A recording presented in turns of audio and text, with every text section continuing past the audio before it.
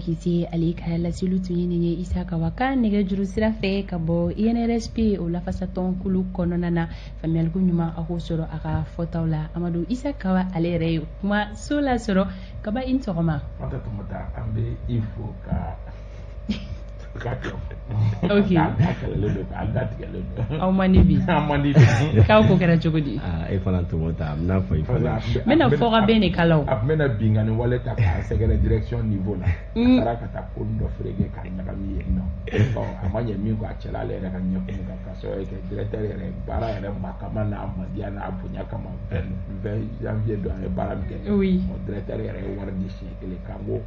kɛ an sago ye. oui. voilà donc an bɛ directeur fo la. k'a fɔ Abadu ye ko a ŋaniya ma dafa ka parce que a ye téléphone ci ka fɛnw kɛ k'anw ko k'a ye directeur minɛ tɔn na. donc a tun bɛ fɛ k'i cun n'an ye de. a tun bɛ fɛ k'i cun n'an ye mais ala ka n'a ye. a ka laɲini ma sa. Amadu i sera sabali ye. renouveau jɛkulu ma 4 de bɛ kɛ walasa jɛɲɔgɔn ka sɔrɔ ne la n'o tɛ a ma nɔgɔn. ko good luck Jonathan ma k'a ka bisimila. a kɛra good luck ye sɔgɔmada in na. n'a t'o fɛ an b'a kɛ Jean Casimiro ye. e tɛ Jean Casimiro.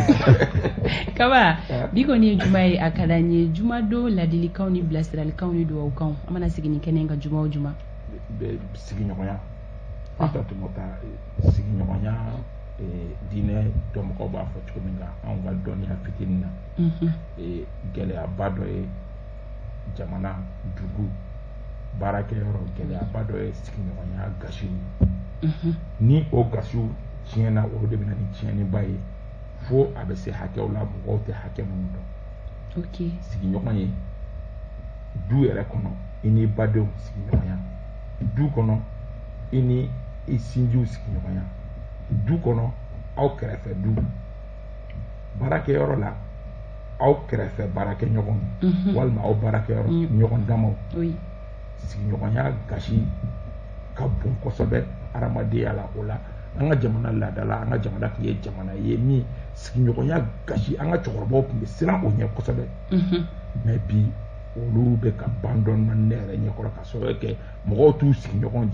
gasi yɛrɛ jate dɔw bɛ yen nɔ olu bɛ sin k'u ka wuluwulu bɔ k'a bon kare bɛɛ kɔnɔ o delà de a bɛ nɔgɔ min ta ka kare kɔnɔna sɛgɛrɛ ni i mago t'a la mais i ye tɔɲɔ min sɔrɔ e ma da mɔgɔ kelen tɔɲɔ ma i ye kare kɔnɔ mɔgɔ bɛɛ tɔɲɔ ɲɔgɔn fɛ hali n'o y'a sɔrɔ i ye baara in kɛ su minuit wagati walima 2 heures wagati k'a to ka taa mɔgɔ tɔw kan soso o soso bɛ kare kɔnɔ mɔgɔw kin tɔɲɔ o tɔɲɔ bɛ kare kɔnɔ mɔgɔ tɔw sɔrɔ o bɛɛ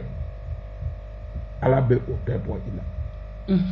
fo an ka sigiɲɔgɔnya gasi k'o bonya walima e ka baarakɛyɔrɔ la e bɛ soli ka na depuis 5 heures wagati k'i ka yɔrɔ furan k'a ɲama bɛɛ cɛ ka taa to i baarakɛɲɔgɔn ka butigi da la ninnu bɛɛ ye fɛnw ye fɛn minnu ni bi na o sera dabila ye ten. sigiɲɔgɔnya ale ka gɛlɛn an k'an janto an sigiɲɔgɔn na an bɛɛ lajɛlen k'an janto ɲɔgɔn na nin b'a to anw bɛ don an ka décryptage babu kɔnɔna la i n'a fɔ daminɛw la an y'a fɔ n ye cogoya min na bakurubaw la k'a fɔ sɔgɔmada in na décryptage a bɛna tali kɛ fɛn min kan o de ye k'a fɔ kunun kɔni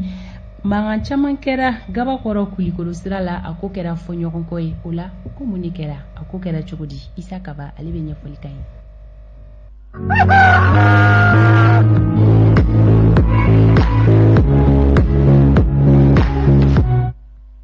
Kaba kunun gabakɔrɔ kulikoro sira la fɔɲɔgɔnkɔ dɔw kɛra yen nɔ o kɛra sababu ye ka kɛ mankan ye a ka d'an ye ka ɲɛfɔli k'an ye a ko kɛra cogo di. ni bɔ yɛrɛ bɔra ko la Fanta Tumata ka sɔrɔ kɛ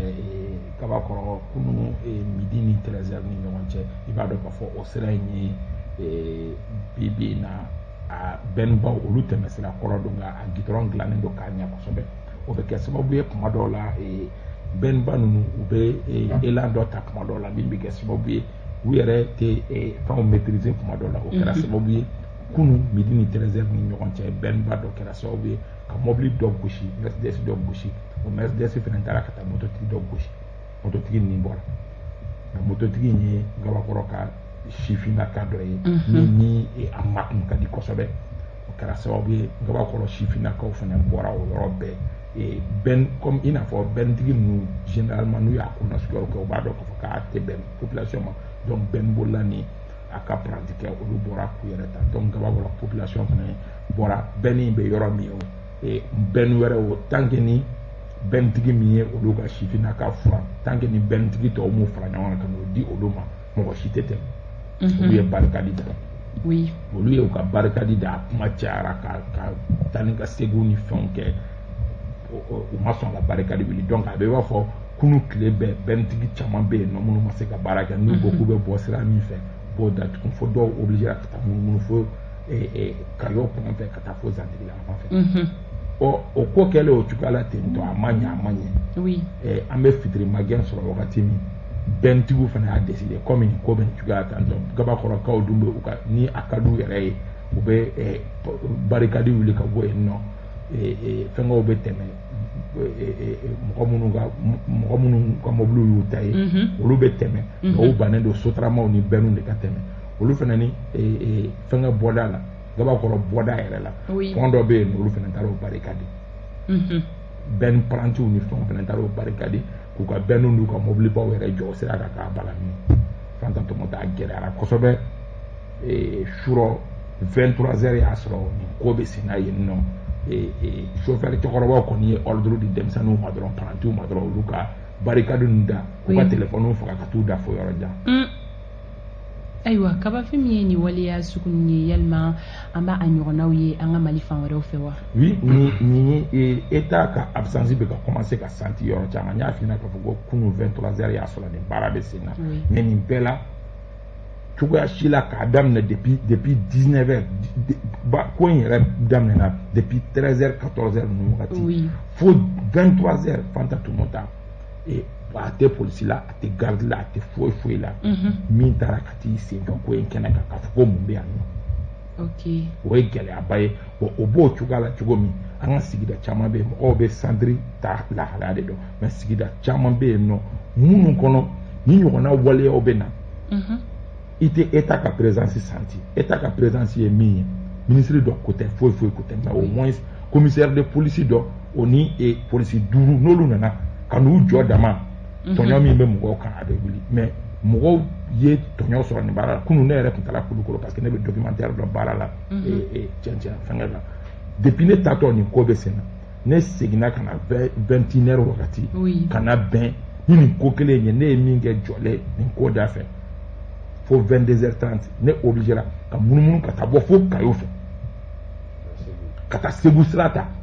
ka na don Yirimajɔ fɛ pour que i ka Bamakɔ lasɔrɔ Fanta Tɔmɔta État ka présence kan ka kɛ wagati bɛɛ yɔrɔ bɛɛ tant que ni yɔrɔ min ye État ta ye o de bɛ majɛ kɛ Amadu bɔra ka wasolon ta fɔ dugu fila bɛ ci ɲɔgɔn na fo ka mɔgɔ faga bɔ a la i tɛ État ka présence senti et o de bɛ sigidaw la nin yɔrɔ in Gabakɔrɔ ta in fɛn dɔ min wagati caman a bɛ kɛ ka sababu kɛ bi in na Kulukoro goudron in dilannen don ka ɲɛ ka se hakɛ min ma a fɛrɛlen don ka se hakɛ min ma ni bɛnniw y'a sira minɛ kuma dɔ la u bɛ dantɛmɛ boli kɛ kuma dɔ la u bɛ dantɛmɛ boli kɛ dɔɔnin nka siraba sariya yɛrɛ bɛ min fɔ i mana dantɛmɛ boli kɛ cogo o cogo n'i donna dugu dɔ i bɛ surunya dugu dɔ la dɔrɔn a bɛ indiquer k'a fɔ ko nin dugu kɔnɔ boli hakɛ man ka tɛmɛ nin hakɛ kan nka Fanta Tɔmɔta problème ye min ye an ka fɛn caman calculer bɛ mɔgɔ wɛrɛw ta kan n'a fɔra dugu kɔnɔ k'a fɔ ko n'i donna dugu kɔnɔ k'i ka boli kilomètre 50 k'i man ka tɛmɛ o kan mais c'est que anw ni nanzarala danfara ye min ye mɔgɔw ka culture développée don ka se hakɛ dɔ ma hali ni mɔgɔ min bɛ tɛmɛ sira kan o b'i teliya ka tɛmɛ mais par contre chez nous ni i bolila hali 50 kilomètres dugu kɔnɔ o ye problème de ye anw fɛ 50 n'i bɛ bolila 50 dugu kɔnɔ a bɛ surtout bɛn o ye boli ŋaɲaŋaɲa de ye anw fɛ yan nɔ donc an ka fɛn caman talen bɛ k'u da tubabuw ta kan i t'a sɔrɔ n'an ka fɛn tɛ kelen mais n'i ye sariya ta k'a lajɛ sisan n'i ye bɛnitigi ka compteur ta k'a lajɛ i t'a sɔrɔ bɛnitigi ma tɛmɛ a ma boli dantɛmɛ kɛ i bɛ t'a sɔrɔ a ma boli dantɛmɛ kɛ mais a bɛ boli min na o boli bɛ mɔgɔ faga anw ka dugu kɔnɔ anw ka réalité la donc olu ye gɛlɛyabaw ye minnu kan ka revoir k'a fɔ ko une fois que mobili donna dugu kɔnɔ 50 yɛrɛ tɛ anw fɛ yen bilen k'a jigin dɔɔnin 50 ka teli anw ka dugu kɔnɔ donc olu faamuyalibaliyaw bɛ na n'i ye mobili bolilaw ɲininka olu b'a fɔ ko sariya min fɔra ma tɛmɛ o kan an bɛ boli o hakɛ de la ne ni fɛnkɛw ye baro kɛ bɛn bolila dɔw ye baro kɛ surɔ olu ko a fɔra ko 50 km ko n'i donna dugu kɔnɔ k'olu bɛ boli o kelen de la ko mais ko dugula mɔgɔw b'u plaigner k'olu bɛ boli 50 km à l'heure k'o dun de ye sariya ye bon an ka duguw fana kɔnɔ Bamako dugumisɛnninw dɔn sifinnakaw kuma dɔw la minnu bɛ âge de puberté la i bɛ taa sɔrɔ u ka ko u bɛ moto boli cogo dɔw la u bɛ na gudɔrɔn sanfɛ ka moto nuntaw ni fɛnw kɛ kɛlɛ fiɲɛ bɛ u nɔfɛ fiɲɛ b'u nɔfɛ ni o suguyaw kɛra n'o sitanɛ donna a ko la olu bɛ ɲɔgɔn sɔrɔ n'olu ye ɲɔgɔn sɔrɔ tuma dɔ la ko bɛ gɛlɛya o de ɲɔgɔnna de kɛra kunun Ngabakɔrɔ droit la n'a sera nin cogoya la parce que sigidala maaw yɛrɛ ŋaniya tun tɛ dɔwɛrɛ ye dɔrɔn bɛɛ bolila n'a ka paranti ka sɔrɔ olu fana ka u ka sifinnaka in ta ɲɔgɔn b'u la et ça o ye ka justice arandi yɛrɛ ye o tun bɛ se ka kɛ ko dantɛmɛlen ye min tun bɛ taa yɔrɔ jan ala ye an kisi o ma donc il faut que jamana k'a ka présence signaler nin ye Bamakɔ kɛrɛfɛla ye yan nɔ tile journée ko dɔ bɛ kɛ tile journée toute une journée mɔgɔ si fo ka don fo 23h la mɔgɔ si tɛ na k'a fɔ ko mun b'aw kun. Amadou. Oui, mais est-ce que o yɔrɔ la ko nu tɛmɛ sira tɛ parce que Gabakɔrɔ dɔrɔn bɛ kafo dɔ de fɛ maintenant pour que Kaba ye yɔrɔ dɔ fɔ ni polisiw taara kɛnɛ kan a bɛ fɛn polisiw tagacogo b'olu la est-ce que ni ko bɛ ka kɛ sigida mun kɔnɔ autorité minnu kan ka saisili kɛ par exemple a ka dɔn Gabakɔrɔ dɔrɔn kɔnɔ ni problème de bɛ yen d'abord jɛkuluw bɛ yen dugutigiw ka conseils bɛ yen ka b'o la mairie ka conseils bɛ yen mais est-ce que mairie ninnu ni fɛn olu de tɛ se ka information remonter pour que policiers ka se ka information sɔrɔ u ka se ka bɔ ni yamaruya kɔnɔna ye k'a dɔn on a été saisi par telle ou telle autorité dans telle commune ou bien dans telle Amadou, ça c'est trop institutionnel le boulot. On est là, il faut qu'on est trop lourd. Une autorité n'a pas besoin d'être saisie. Mon saya là, il faut maire ou bien fin ou bien autorité policière ni autorité judiciaire, la gendarmerie, ni Gwangwan be yoro ni Gwangwan be yoro ni Fonyongo be yoro policiers kan ka kibaruya ɲininaw kan ka kɛ policiers bolo a bɛ fɔ minnu ma ko indicateur ka policiers wele wagati bɛɛ k'a fɔ ye mankan dɔ bɛ mɔgɔw ni ɲɔgɔn cɛ yan ni yɛrɛ tɛ mankan ye fɛn min daminɛna depuis 13h fo 23h k'a fɔ ko indicateur foyi tɛ policiers bolo maa si tɛ policiers bolo min bɛ policiers wele k'a fɔ ɲɛna ko nin commence na bɛ sen na dabalibanko don an k'a kɛ Ngabakɔrɔ droit ye bɛ sɔrɔ commune rurale dɔ fɛ soit ni Kulukoro parce que avec Kati commune fait o de ye Kati Kati cercle fait a ka commune bi o de ye o problème OK o ye o problème ba parce que u ko ka jan ɲɔgɔn na n'a fɔra k'a fɔ ko fo ka Katikaw wele olu ka Kulukorokaw wele Kulukorokaw fana ka ministre wele on est trop institutionnel on est trop lourd alors que nin suguyaw ka kɛ tic tac k'a ko da depuis 14h 15h ni mɔgɔ kun sɔrɔ la ka kuma ninnu ni ɲɔgɔn cɛ peut-être que min kɛra sura incident min kɛra sura o tun tɛ kɛ alors que o incident sura ni mɔgɔw hakili kun fɔra ɲɔgɔn kɔ a tun bɛ se ka kɛ kojugu ye i b'a fɔ ko min ɲɔgɔnna kɛra waso siga t'a la wa ka kɛɲɛ ni nin siratigɛ ye maa caman fana bɛ yen nɔ minnu mago sara kojugu ni tun ye mɔbili jɔlen ye k'a daminɛ pɔnda in na ka taa fo duguni wɛrɛ bɛ yen nɔ ko Marakaforo ni dugulakaw ka fɛngɛ bɛ yen nɔ ka taa fo yen mɔbiliw tun dalen bɛ ɲɔgɔn kan k'a daminɛ Gabakɔrɔ fo Marakaforo donc ka bɔ Kulikɔrɔ ka se Bamakɔ e tilala ka taa Segu tun ne tilala ka taa munumunu ka taa fo Segu ka se ka Bamakɔ ayiwa a ko de kɔni filɛ nin ye halisa an bɛ dugawu kelen min kɛ o de ye Ala ka maliden bɛɛ lajɛlen bɛn kan kelen ma an ka se ka don da kelen fɛ ka bɔ da kelen fɛ sinon a bɛ niveau min na sisan dusukun gɛlɛyalen don ɲɔgɔn kɔrɔ kosɛbɛ kaba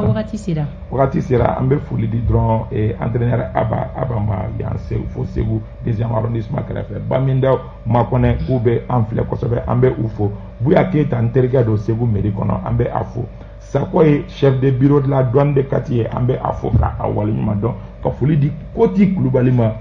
ORTM Koti Kulubali bi na a bɛ domaine na k'an ka jɛmukan in kala ye kosɛbɛ i terikɛ Alusam fana ye n wele ani Amadu terikɛ an bɛ Alusam fo k'a waleɲuman dɔn Ablaye an dan ka bɔ radio Kiledu la ko jɛmukan in kala fana ye an bɛ u bɛɛ fo u ka danaya la ka ɲɛsin an ma ne bɛ an yɛrɛ fana nisɔndiya an k'a dɔn k'a fɔ ko mɔgɔ dɔw bɛ yen nɔ an dan n'a ɲɔgɔnnaw k'olu bɛ an ka jɛmukan lajɛ o bɛ an nisɔndiya k'an bɛ kalanbulon la o bolo an bɛ kalanbulon na Amadu n bɛ Kati préfet fo Stanley Benko ni sɔgɔma bi taa jiyɔrɔ tɛ jɛya kanubaw ni sɔgɔma bi bɛɛ lajɛlen bɛ fo an bɛ aéroport gendarmew fo abubakar sada sangare an ma ɲinɛ sheikh jalo kɔ nin wagati in na madame kone ameli damele yan foyi la k'a ni sɔgɔma agisa k'a ni sɔgɔma musokɔrɔba worokiya tarawele a ye dugawu don ye whatsapp sanfɛ an b'a fɔ ko ala ka a yɛrɛ mɛn an kɔrɔ kosɛbɛ yarabi don o don juma o juma a ka dugawu don